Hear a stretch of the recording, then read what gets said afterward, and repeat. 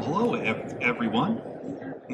My name is Mike Borchard. I'm the Territory Account Manager for the Los Angeles and entire California area. I'm going to be talking to you today about the AIM Act and how to manage the latest step down.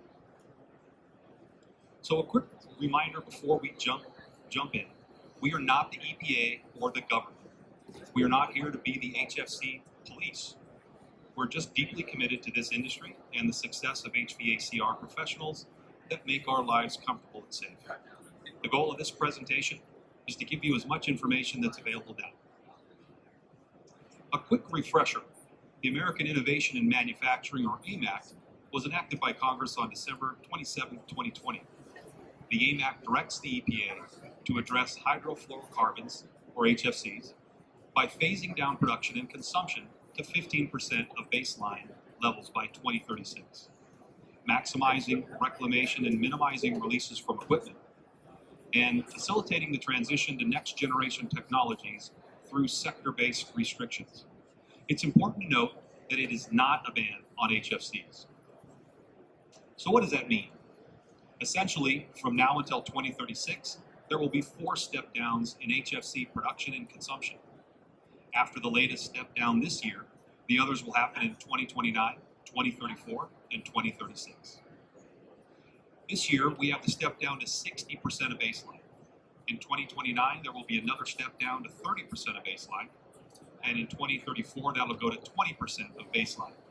The last step down that's part of the AIM Act comes in 2036, will be at 15% of baseline. Some HFO blends do contain HFC components, which will be impacted by the AIM Act. The good news is that legacy refrigerants can still be recovered and reclaimed for future use. We're only going to focus on the biggest obstacle you'll face, the tightening supply of HFCs, as there's an increase in demand, specifically virgin products that become scarcer as the reduction in supply increases during the phase down. As there's a decrease in supply, that may mean that you can't service your customers on their desired timeline. I don't have to tell you that that's not going to fly. So what can you do? The good news is that there are already existing processes and technologies in place to help. The key to the solution is recovering and reclaiming HFCs to AHRI 700 standards. Reclamation is essential for long-term GHG emissions reductions.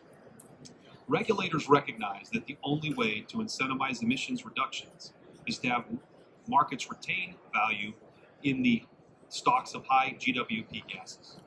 They want us to keep it in the tank. That note about importing is one worth mentioning. Purchasing and using U.S. reclaimed products will not count towards allowances, thus promoting U.S. businesses and the American economy. But that's not the case for imported reclaimed products. As contractors, how does that fit into your regular operations? There are recovery partners you can work with, like A-Gas Rapid Recovery, to recover used refrigerant at your job sites, sometimes significantly faster than what you can do yourself. In our case, we'll even pay you for the gas that we recover. If you'd like more information on this process, have a chat with me or my colleagues after the presentation. As you may know, when refrigerant is safely recovered, it can be reclaimed and recertified to AHRI 700 standards. Having that technical difficulty again, I can't get this to move. There we go. As you may know, when refrigerant is safely recovered, it can be reclaimed and recertified to AHRI 700 standards. Virgin products will become scarcer as the phase down of HFCs tightens in 2024, 2029, 2034, and 2036.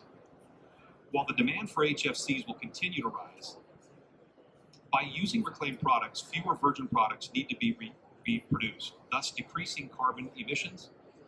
This also enables us to secure the future supply of HFCs responsibly.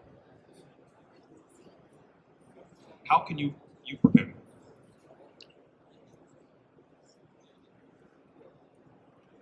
Sorry about that, folks. Difficulties here.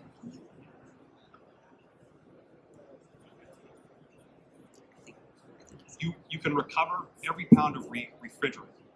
More recovered refrigerants means more refrigerants can be reclaimed and returned to the market. You can also forecast your needs early and often. This will become more important as we get closer to 2036, when the production and consumption of virgin HFCs are significantly lower than today. If you aren't already tracking metrics like pounds of HFCs purchased or used, now's the time to start. You can't manage what you don't measure. So getting a baseline understanding of how much HFCs your business is touching will be a great first step. If you're already tracking but haven't tried forecasting your needs for the next month or quarter, now's the time. When you get going on forecasting, how are your predictions matching up to what actually happened? If you're seeing big gaps between your forecast and actuals, can you explain why? Now, before I dive in here, a reminder that the EPA is the final authority on this, and I highly recommend checking out the EPA website as well.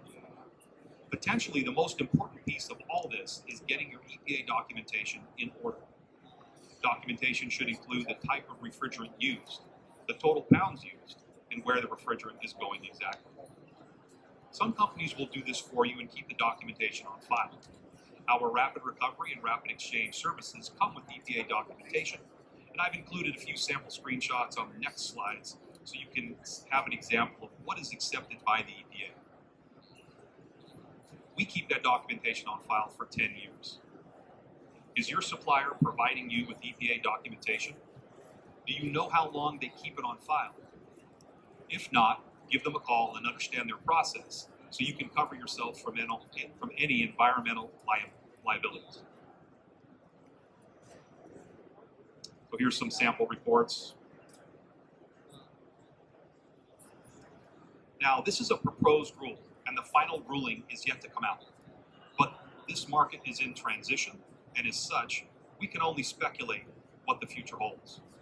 What is clear is that the industry will move toward lower global warming potential products. Reclaimed refrigerants will fill the gap as we make this transition.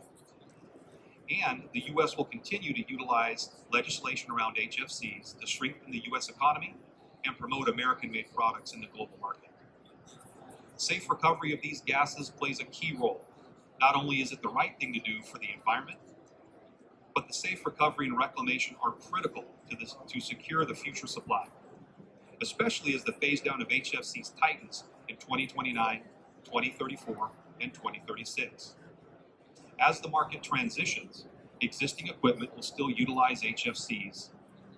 While organizations strategize and plan for upcoming capital expenditures, they can sell these used HFCs. The proceeds of those sales can help offset the cost of installing new systems when it's time to replace old equipment at the end of its useful life. And equipment manufacturers and producers are going to innovate, so there will be replacements that don't use HFCs. That's why attending events like AHR and other industry events are so helpful. But you can scan the QR code here for some regulatory info sheets and sign up for emails. Thank you for listening to me.